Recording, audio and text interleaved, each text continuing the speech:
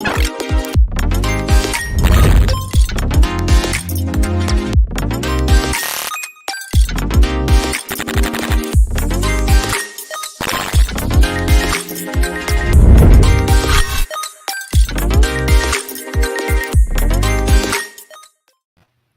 friends. Happy Wednesday to you. I hope that you've been having a great day. For those of you who I caught earlier on Twitter, I hope that you love the tweet chat as much as I did. I know Carlos is joining us on YouTube Live, and I had a pleasure of tweeting Carlos earlier today. Hello, Sadiq. I see you on YouTube Live as well. See a lot of our friends today. Thank you so much for joining us. Welcome to In the Loop. Of course, I'm here with the one and only Greg Nibbler, which I'm so excited to hear because I know Greg was out of town recently, we know, and I'm excited to hear and see some of the images that he brought back, and of course his experience working with the team at Microsoft and all that value that he brought. And of course, I'm here to keep you up on all things business, finance, and boy, did we have a big day today. And of course, my friends, you know that you are part of today's conversation. So do me a favor, jump in, let me know where you're joining us from, let me know what part of the country you're in, how you're feeling today, because we would love to hear from you. So welcome to the show. I'm Winnie Sun, longtime financial pro, CNBC council member, Forbes contributor, and host of Level Up, which also can be found on NASDAQ and a few other platforms. And we are here to welcome you back to the show. Greg, how are you feeling? Are you breathing in? Like, has it settled? Are you jet lagged? How are you doing? I think the jet lag is finally gone. That is real, though. That took about 2 days. I think I slept like 24 hours over the weekend. Once I got back, I was just so tired, but feeling good now, refreshed, really happy to be back. And it's going to be back here with the show. I was bummed I had to take the 2 weeks off, but you know, it's really hard with that time difference to make that work from over there. So I have returned, and it's good to see everybody joining into the chat. It's so much fun talking to everyone. And I love that everybody was tweeting me even while I was gone. And in case you don't know, I'm Greg Nibbler, longtime tech reporter covering all kinds of things. And yes, I just got back from Amsterdam, where I was for about, I think, 8 days, depending on how the time change works. The day you lose a day when you travel there, but for about 8 days working at the International Broadcasting Convention. So I've got a few videos that I kind of put together, some reels that I put together showcasing that. And we'll talk about what that's entailed and some cool things in tech that are happening that I'd like people to know about. And naturally, there's going to be a couple of robots in there. So that's coming up. But yeah, it's just good to be back here and to see you and see everybody joining in. Yeah, we're so excited to have you back, Greg. And I'm glad that you're bringing us some robot content because it was direly missed the last couple of weeks. And so we're excited to see what you have to see, what you saw, what your projection is, and of course, you know, some of the things that you did at the event. So thank you so much. And of course, I'm going to ask you about your flights and if that global entry thing worked out too, because we want to hear about that. Please do. Yeah, so, you know, I'm going to bring it real, Greg. We got to talk about the market because unfortunately, it's not as happy as our show is today. The market, unfortunately, was a triple down day. The Dow closed down 522 points today. The Nasdaq down 204, and the S&P down 66, which may have come as a surprise for those of you, if you're sort of watching the markets earlier today. You might be like, Winnie, are you sure those numbers are right? Because earlier today, the Dow was actually up more than 314 points.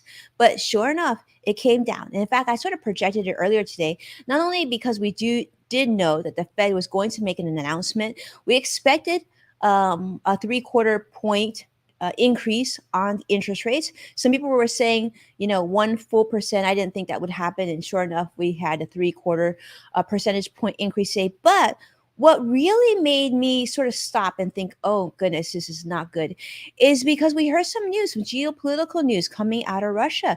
Putin is making discussions of making a mobilization, bringing, the projection of bringing about 300,000 troops from Russia. In fact, what's really scary today is I saw on Google, they were talking about one of the biggest trends on Google was people in Russia were actually Googling how to break your arm at home. Like it's pretty meek. So you have that geopolitical risk, the threat of nuclear war. I guess Putin had also mentioned that. So all these things having some pressure. I'm not sure how much of it has trickled into the financial markets just yet, but I imagine it'll get deeper as we see more news coming out of Russia. Now, talking about the Fed Reserve Chairman Jerome Powell, he did increase interest rates now 0.75%. Now, as you know, this is actually quite historical for the central bank. In fact, to bring down inflation, which, as you know, is the highest since it's been in the 1980s. Well, the game plan now is they're hoping to get interest rates or inflation, I should say, not interest rates, but inflation. They're trying to get inflation down to about the 3% range. But unfortunately, that does mean they have to do quite a bit of rate hikes here. And so officials have now said that they could potentially keep on increasing interest rates now until a point where it's like at 4.6%, perhaps next year in 2023. Now, that means that for younger people who are looking to purchase a home in the market for a new home or, looking to refinance, this is not good news because not only is the cost of borrowing for a new home much more expensive now because interest rates have gone up, but of course, the cost of everything else has gone up. And so, how are people going to be able to afford that new home? And real estate prices, as we know, continue to get higher too. So, yeah, wish I had better news for you on that front, but not likely anytime soon. So, one thing you may have seen me share on Twitter, I have just called it. All right, I'm going to tell you what I think is the new PPP. And what I'm saying about the new PPP is that the three things that need to get resolved here for the financial markets to get better. So I've been hearing a lot of people talk about how they want a new raise, right? They want a bigger raise on their paycheck. They want to retire one day. I just talked to somebody that we just signed this week who, is hoping to retire soon. And everybody is saying, I want my 401k to go back up. I want my retirement savings to go back up. And me too. I certainly feel this way as well. So you might be wondering, what will it take? So I kind of coined this the new PPP. If you follow me on Twitter right before this, you may have seen it. But this is what it is. Number one, prices. The first P is prices, inflation. Inflation needs to go down, right? Number two is Putin, Russia. We need to get that geopolitical risk underway, and that needs to be behind us. Nuclear threats are not good for us here in the United States as well as anywhere else in the world in terms of getting our money to be growing again. And number three, yes, it's still here. We may not want to talk about it, but unfortunately, the stock market does. And so you should all be paying attention to this as well. And that is the pandemic. So these are the three big P's.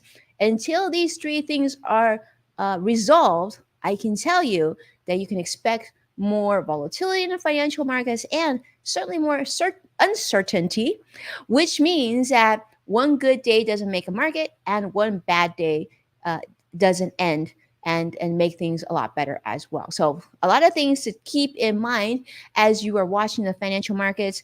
So give you an idea of some of the CEOs and what they're talking about. FedEx's CEO is also saying that they're seeing a weakened global shipping demand, worldwide recession concerns. JP Morgan CEO Jamie Dimon also says that we should be prepared for the worst here in the United States. He just, I guess he spoke in front of Congress recently. So a lot of negative news coming out, but it is what it is. The U.S. mortgage interest rates as of this week are now at 6.25%, now the highest level since October 2008. And yeah, it just seems like people are just very, very concerned about the financial markets overall. Now, Lori Konich of CNBC, she's a good friend of mine at CNBC, she shared an online financial work survey that I also wanted to put on your radar. Now, recently in July, they included a survey of about 1,000 employees, adults, and about 600 HR directors and leaders, and talking about inflation and about like how people are saving, how people are making financial decisions. And I thought it was really interesting because the studies actually show that 62% of workers who were surveyed have said that they are now reducing savings on both their short and long-term savings goals. So about a third of those who were surveyed said they have cut how much they're now contributing to their 401k. So this is, I think, a bigger problem here because if people aren't contributing enough into their 401k, which we know historically is the case anyway, people usually don't save enough in their 401ks. And now those who are saving into their 401ks are reducing the amount that they're putting aside. Well, what happens later on after the three P's are behind us and people are actually thinking about this and what are they going to do when they need the money in the future. So I think this is sort of a much bigger problem, and I wanted to put it on your radar because I think it's really important as we are thoughtful about our money and how we make great smart moves for ourselves and we plan ahead. We want to sort of follow these trends, and some of this news might not be in just really clearly defined, bullet points, but we got to sort of piece this puzzle together so that we can make these smart financial decisions out for ourselves. So, there's more to share, but I know that that's a lot already. So I want to segue over to Greg because, Greg, I want to save enough time to hear about your journeys and your adventures. But yeah, I wish, Greg, I was giving you better news as you came back to the States. It's like you said, it is what it is. I like that the PPP, aspect. PPP, I mean, the new PPP. there's nothing you can do. These are the realities of what's going on. So at least it's good to be informed about it and understand it a little bit more. And that definitely helped me out a lot.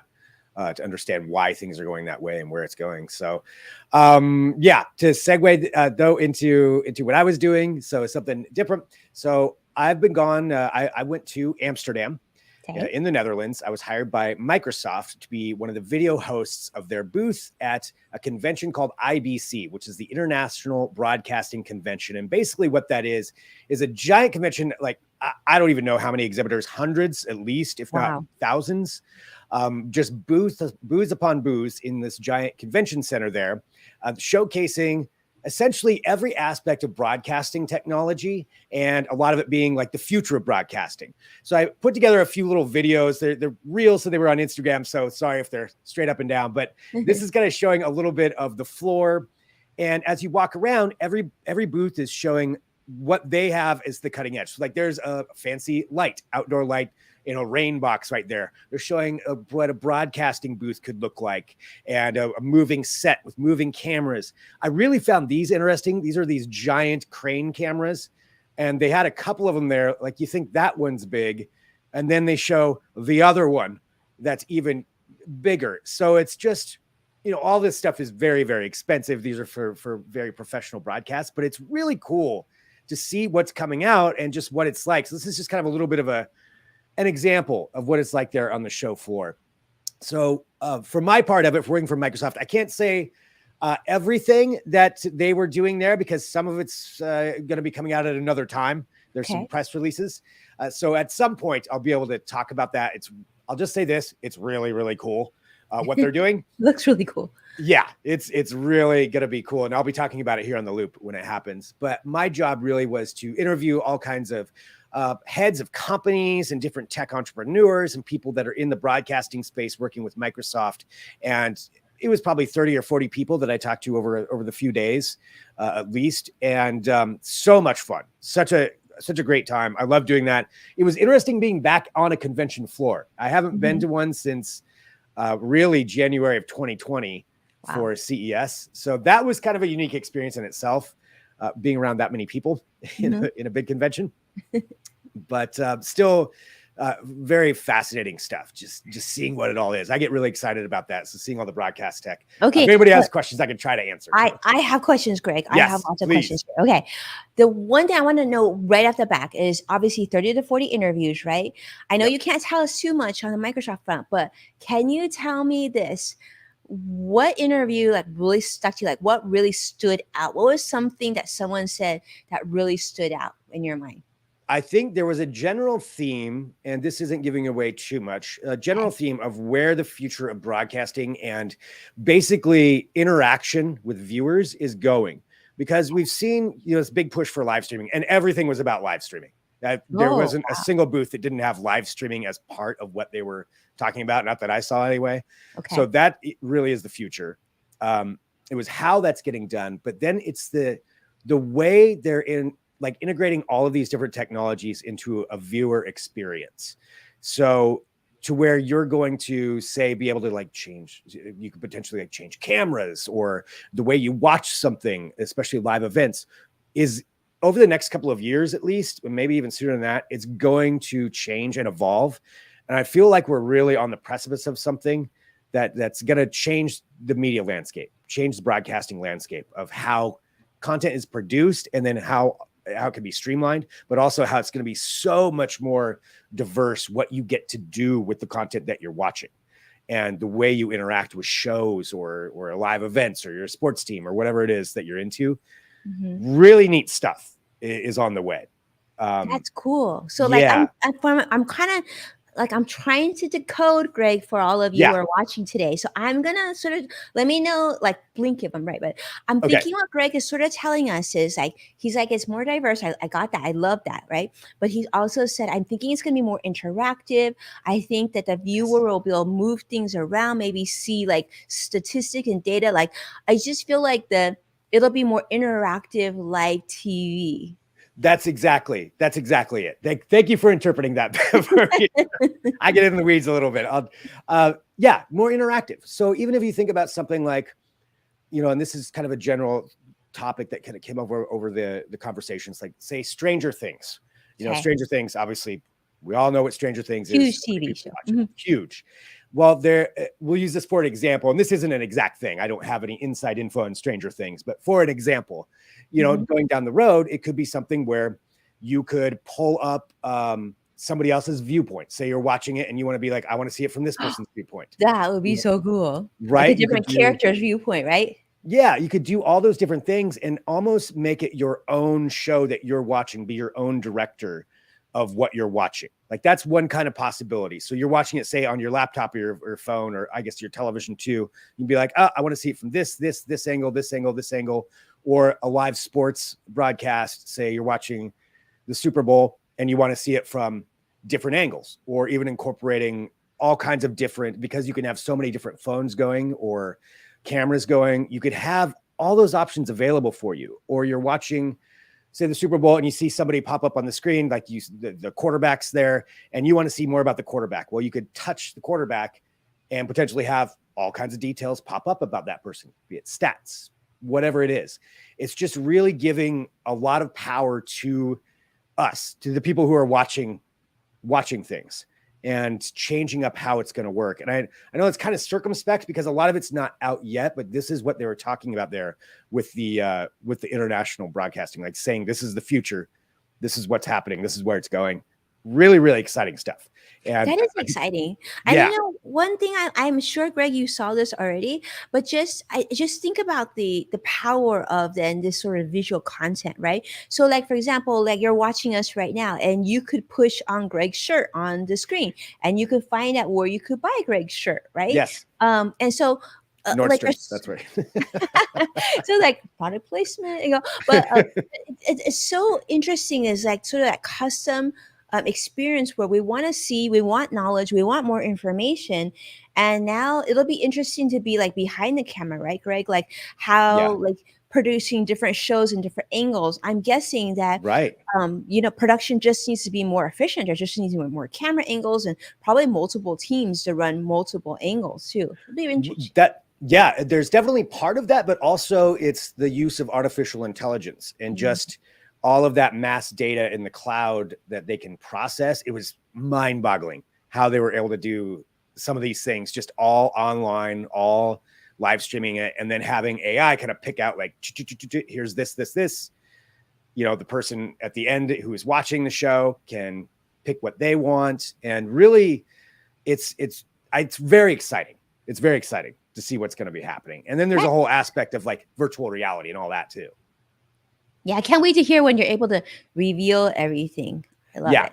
There's the one particular thing, it's at some point I'll be able to talk about it. It's going to be a big announcement that's coming.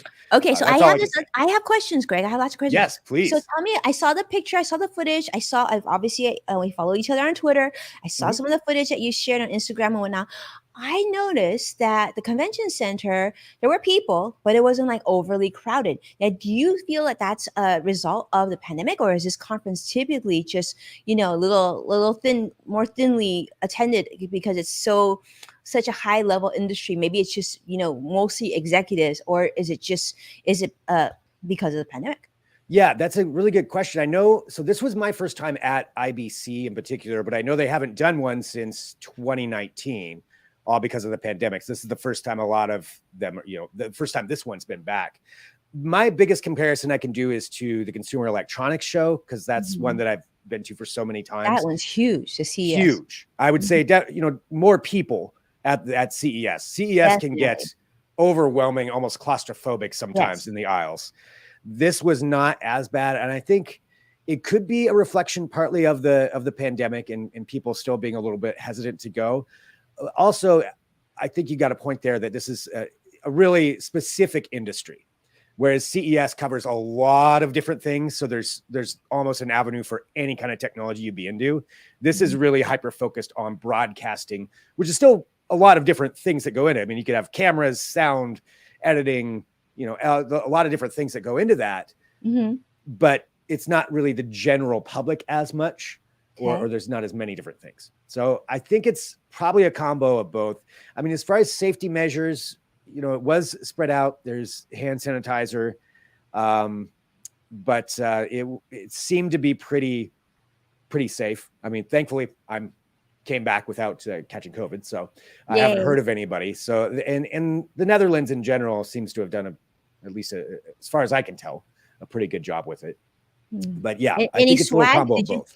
get any fun swag back? I got a couple of pieces of swag. I got a basketball that Cool. was gifted. Otherwise, not as much. I mean, I would have liked one of those cameras, but I think they were like $100,000. So they Oh, I thought didn't you give were me gonna come one. back with a camera, Greg. I know. That was on the list. It was. They had so many of them. Like they could just give me one I of know, them. just boop.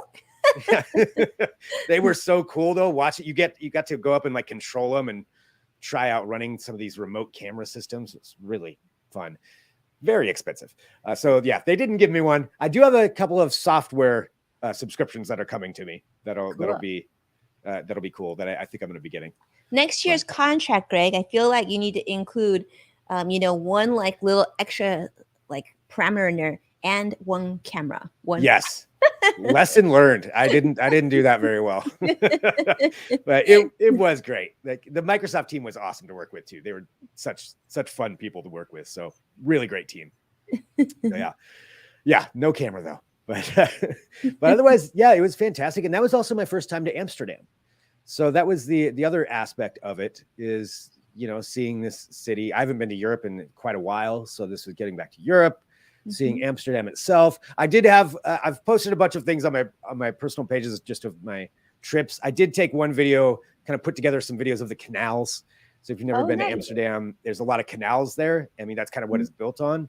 So and this canal tour was really cool. That you can just kind of get to see the city from a different angle. It's all these very tall buildings and lots of boats, lots of canals, I feel like you did this in Oregon and now you're we don't have quite the canals like this.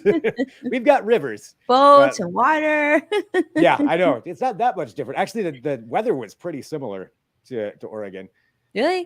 So Vicky is saying playground for Greg. Yes, I agree. Yes. Like that, I agree with you too, Vicky. Vicky's gonna pop a camera in the mail for you. Thank you. Sadiq is saying broadcast and TV specific. Yeah, for the conference, I'm sure. Yeah. Virtual production is the future, Greg. That's what's from Sadiq as well. Yeah, it really was. It was just a huge theme, virtual production. Sadiq mentioned, shoot, I forgot to grab a picture to show that. I remember before I went, Sadiq wrote and said, hey, there's a 3D printed bridge in Amsterdam. I did. I went and saw it the first day I was there. I forgot to throw that picture in for you to see. What? Yeah, but I got to go see that. It was really cool. Okay, we're gonna get Greg to show it next time, okay? Because we want to see this 3D printed bridge. I want to see this. I want to see this 3D. I took a little video of it too, and I just totally blanked on putting that into the broadcast. That's my bad. I'll show it for the next show. Yeah, I'll get one pulled up. So yeah, very, very cool. Really, really a great time. And then, of course, because I talk a lot about robots on this show, and of course, I inevitably ended up running into a robot at the airport on the way back, almost literally running into a robot on the way back. So I got there, I had a little bit of shopping left to do because I wanted to pick up some gifts. And I walk over to this Dutch themed store, which they're all over there in the airport, just to pick up some kind of things. And I didn't even notice. So that's Pepper the robot that we've talked about before here on the show. And tell me about dressed up like a little Dutch person. And I was standing there to the left. There was like a stand, and I'm looking at this stand, and all of a sudden the robot just started speaking out of my right and scared the heck out of me. I jumped and yelled and then realized, oh, okay. And you can interact with it. And part of what this one was is a demonstration for COVID safety distances, because in the Netherlands, they were doing 3 meters. And so it was like, hey, can you do 3 meters? And the robot just talks to you. And it was This is kind so of, cool. yeah, it was pretty How interesting. cute. Yeah, that was the one little demo. And then you can play trivia and quizzes. And then, of course, it'll try to sell you whatever is in the store. Like, this is my favorite candy. It's on sale right now for blah, blah, which I bought some. But so it worked. But yeah, it was really, really cool actually seeing one of those in the wild being used in an airport for sales, really, is what was going on with that one. So yeah, Pepper the robot is out there, just dressed up as a Dutch person. So, Okay, did you get to bring one home? That's really cool. I mean, I love this use of robots. I mean, it looks so yeah, friendly and and how cool to have it at the airport, right? And yeah, packing candy and keeping you COVID safe. I mean, that's a great use of a robot. right. Yeah, it was pretty good. Minus, I didn't notice it, and it scared me. So I did jump. I probably scared somebody else when I jumped, but then it was okay. Then I played the game with it. That is But amazing. yeah, and the flights, weren't bad. They were pretty good too. So got to go direct there, which was nice. I know you said you might have some questions about the flights. Yeah, we need to ask. So I know that, Greg, before you went, we were talking about global entry. We're talking about how it's almost like 2 years now to get global entry. So the Yeah. government's saying instead of getting global entry, try and get pre-check instead. But it's like, so were you successful? Were you able to get your global entry? Yeah, that was such a good recommendation. So I followed Winnie's advice and I went online and applied for global entry. And global entry it can speed up how you get through customs coming back into the US. So yeah, I could apply for it, but then normally once you do that, you have to set up an interview, and it's a year, 18 months, 2 years out to get an interview because everybody's short-staffed.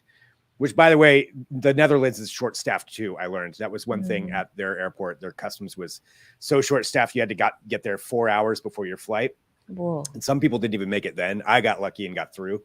Wow. But this is a way to speed it up. And then when you get back to the United States, you do your interview right there and you go through customs. And I was able to get it. So for the next time, it'll be pretty beneficial for coming back in. So thank you for recommending that. I did that immediately. I think after our last show, once you said it, I'm like, oh, got to go do that right now.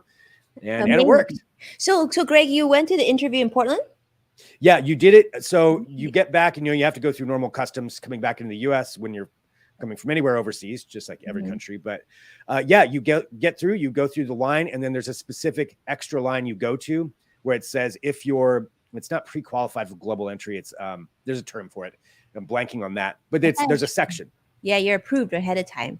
Approved. Yeah. It's like pre-qualified or something like that. You just have to go through. It's about like a 20-minute thing where they just ask, a bunch of questions and verify things. They take your fingerprints and you get a picture for your pass.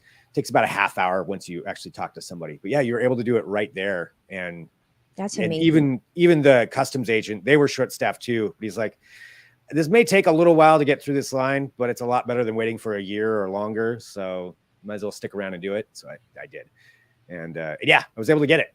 Well, and you're tired, you're off the plane, you just got to do it. But I know, like, I fly back to LAX, and I will tell you, as someone who, who's utilized global entry, I was lucky to get this before the pandemic, of course.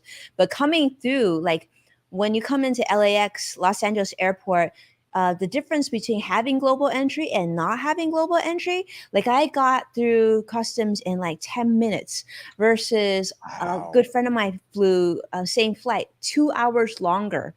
So I was already home, relaxed, and they were just literally getting an Uber at that time. So it's a big deal. So worth it. And by the way, I should mention, because I know it's been a few years and a lot of people haven't taken international flights in the last couple of years because of the pandemic. For those of you who, already are like myself, who have global entry, make sure you jump on and see when this thing comes due, okay? Because global entry, I believe, is only like 4 or 5 years is the duration. And since this pandemic is nearing 3 years, you just want to check, because if it's about to come due, make sure you renew, because otherwise you got to start from scratch. You don't want to do that. You don't want to do that. That reminds me a couple of other things with that too. With global entry, you automatically get TSA pre-check included in it. So that's, even if you're not flying internationally, flying domestically, TSA PreCheck is amazing. Saves you Amazing. so much time. Yes. Just I used to look at those lines where people were just getting right through before I had it, being so jealous. Now I get to be one of those people. So it covers that too. The other thing I found out, so my passport's actually getting ready to expire in February. I just hadn't been paying attention. I was fine for traveling, but the government now has a test program. They may have stopped it now until October, a test program to apply for your passport renewal online. Yep. So you don't have to send it in anymore. That's great. Mm-hmm. And you take a picture, upload it. And so I did that. So I'll have mine coming in the mail without having to, used to have to send it in. I know, at least the last time I did. That's not have a amazing. passport. Yeah. Yeah, I Yeah. did see that too. That's amazing. And now, so now you're like leveling up your travel experience. Yep. The next thing you need to do, Greg, and for those of you who are watching, I'm a big believer, and I'm a big traveler. So, in addition to global entry, which gets you pre-check, the next thing you should consider is getting clear. Okay, clear is absolutely remarkable. So, clear basically they will use your retina scans or your fingerprints. So you don't even like let's just say hypothetically you forget your driver's license or your passport and you're traveling, right? They can scan your eyes or your fingerprints to verify who you are, and then they literally take you right to the scanners, the security scanners, because basically they verified you based on your, like your, I guess your thingies, right? Your very individual scans. And so clear is incredible. And you can pay for clear, which is was sort of reasonable. If you travel a lot, I think it's pretty reasonable. But if you have certain credit cards, like travel credit cards, some of them actually provide free clear for you and your family. And so if you have kids, kids don't have to get clear. As long as the adults have it, they get the benefit of that. Unlike global entry, everybody needs to have it. But yeah, clear. I always say clear global entry is life. That's great to know. Yeah. All right. Well, I'll put that one on my list for something else to get. I'll Yeah. send you a referral of that for sure. Please do. Yeah. I will take all of Winnie's travel advice. So everybody out there do the same. But yeah, I mean, it overall just a great trip and really fun learning about everything that's going on over there. So lots of pictures up on my Instagram page. I took so many photos. I did get a new phone right before I left too. I know there was debate on whether I would go with the iPhone 14. Yes, we want to know. I went with the Samsung Galaxy S22 Plus. I stuck with the Android for this year. Sadiq's happy. The camera is great on it. So far, the camera is really nice on this. We'll have to compare. So my iPhone, as Vicky, you probably guessed, my iPhone is on order. It should be here soon. And then we will. I got the 14. I got the 14 Pro. Nice. So I'm very excited about it. We'll have to figure out a way. You know what we should do, Greg, is we should actually turn on second cameras with our phones. Yes, I like that idea. All right. Give you a different experience. Did an actual test drive of it. Multiple angles. Cool. Well, yeah, I've other than that, for the trip, so much fun. I do have a couple of other things of tech topics just to kind of throw out there, something that I thought was cool that I discovered this week. This is actually a Kickstarter that is very well funded. It's called Yarbo. And, we talk a lot about robots that can help out around the house. And we've seen lawn mowing robots before, that those things have existed for a while. This is like the ultimate lawn mowing robot because it does 3 different things all in one. It not only mows your lawn, it works as a snow blower and a leaf blower, depending on which attachment you put on it. Pretty awesome. I know I say awesome a lot, but this is awesome. So, because I want this thing. So it can work up to, as it's saying there, work up to, I think it's negative 20 some degrees. It can do up to 12 inches of snow. So if you're in an area with a lot of snow, this would be valuable. I want it for the lawn mowing capabilities. 2 hours, it'll work 2 hours on a charge. I mean, it's just kind of a beast of a machine. Yeah, it's got GPS tracking. So you just kind of set up where your yard is, and then it'll figure it out. It's got all kinds of cameras for obstacle avoidance. So it's not going to, run over a kid or anything. And just pretty cool what they've done with it. I think they showed the funding. They wanted $50,000 to get this thing started. They're well over $2 million. It's a little spendy. I think it's $2,600 for the base model, 30 some hundred for the higher one. So still a little pricey for it, but pretty neat, especially for people who live in areas where there's a lot of snow. I can think this would be a nice addition as they're sitting in there, nice and warm, watching that thing work. That's pretty cool. So that's Yarbo, is what this thing is called. Pretty cool. So that's one robot that I was seeing this week, just kind of taking a look at some robotics and some of the cool stuff that's been happening. Now, the other thing I wanted to bring up is we are about to really get into the season for new hardware. So we had Samsung with their event, the iPhone. Clearly, just that happened. The iPhone event was actually the day that I was leaving, so a couple of weeks ago. Now we're getting into the season where everybody's going to be having events. So Tesla's doing one in, I think September 30th. They're doing an AI event where they're supposedly going to be unveiling their robot. We'll see how that works. Then you've got later on in October, Microsoft is having a Surface event. Google's going to be releasing their new phone. But next week, a week from today, Amazon is having their hardware event. And this is where we're going to get to see, ideally, all the new updates to their smart home devices, most likely probably some new Ring stuff, they did have a new tablet that came out today, and maybe some surprises. Last year, I don't know if anybody remembers, that's when they had their little robot that will run around the house, and you could use it for basically like Zoom style calling. And so I'm hoping we get to see some kind of surprises like that'll come out. But that's a week from today. So pretty cool and exciting. At least it's for me, if you're a tech nerd, seeing what the new stuff is going to be. That's the robot from last year that they released. That it's, you could maybe call it creepy a little bit. However, that's what they showcased. It has all kinds of like obstacle avoidance stuff on it too. I still don't know anybody that has it personally. But that was one. And it's just kind of one of those things where I want to see what kind of new stuff they're going to showcase, even if it doesn't become a product that everybody's going to pick up. Because I think this one had a waiting list to even try to get on it, or you had to be approved, just to see where the technology is going. And that is why I wanted to also bring up one other thing that I'm hoping we get to find out or see some more use cases for next week for this Amazon hardware event.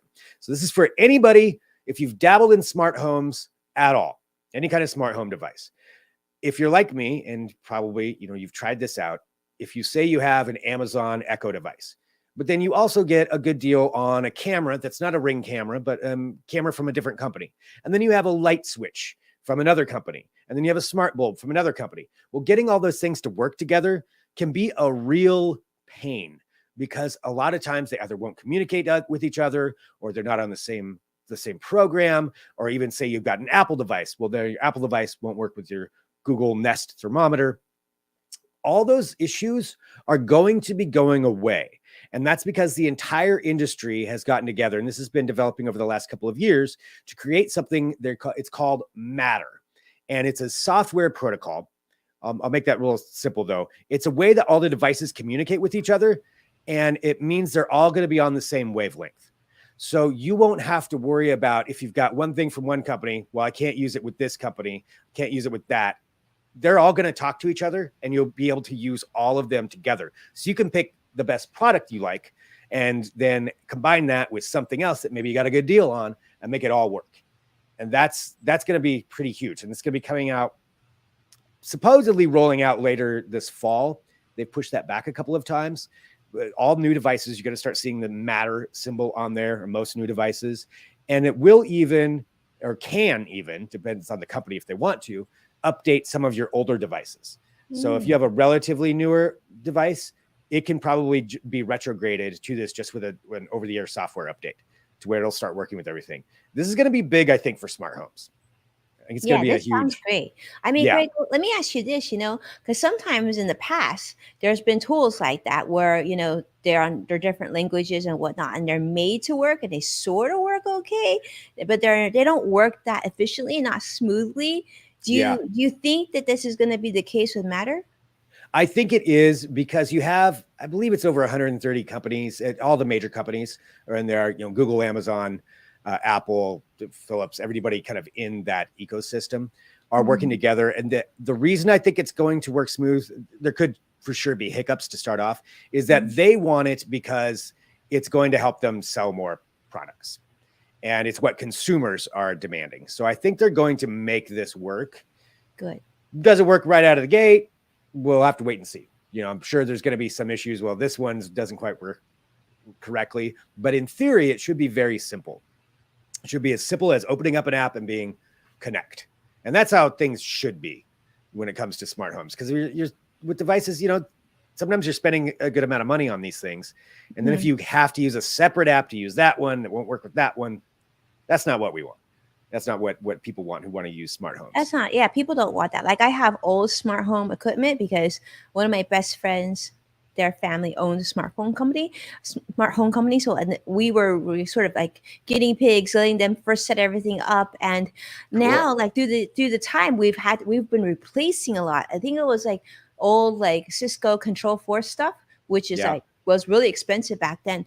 But now like we're just replacing it with just really, off the shelf stuff that's working much more efficiently.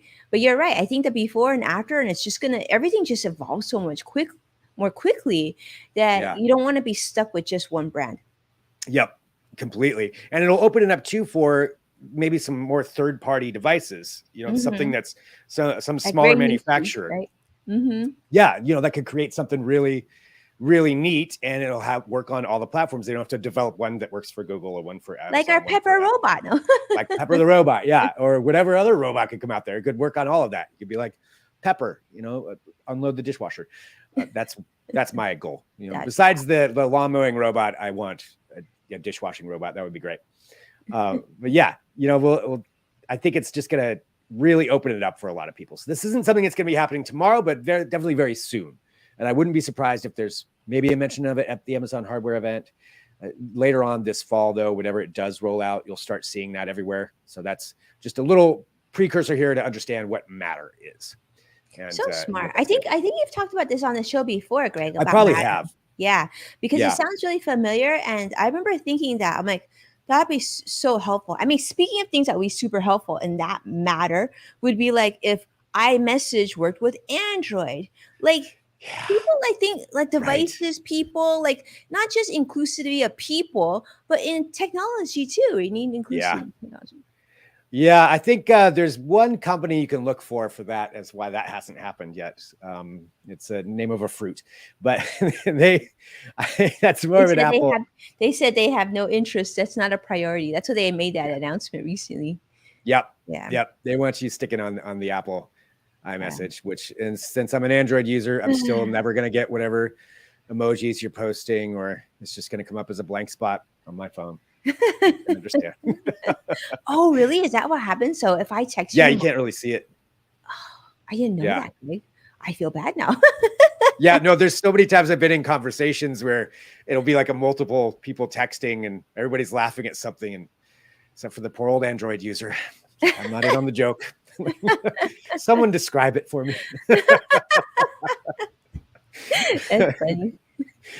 Yeah, so that would be nice too. But even just anything, working together. So I think this is going to be pretty big. Yeah. For all that. So that's kind of what I have for this week. Just some amazing tidbits there. Well, we're so glad you're back, Greg. We're so glad you're safe and you had an amazing trip. And of course, I did ask Greg, like, how was the food? And let me ask you this: what was the most memorable meal you had on your trip?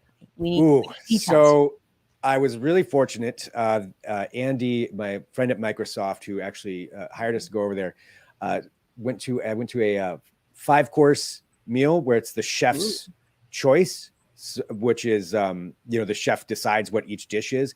I cannot remember what all the dishes were. We're supposed to get a list of them of what they were, but it was incredible. They would have like different wine pairings with each one of them. I know monkfish was one of the things that I tried, some different kinds of beef.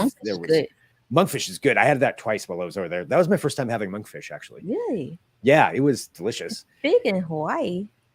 Yeah, I don't know how I've never had it before, or maybe I have and I just didn't remember. But I had it twice this time, so it worked out. You made up for it. I made up for it.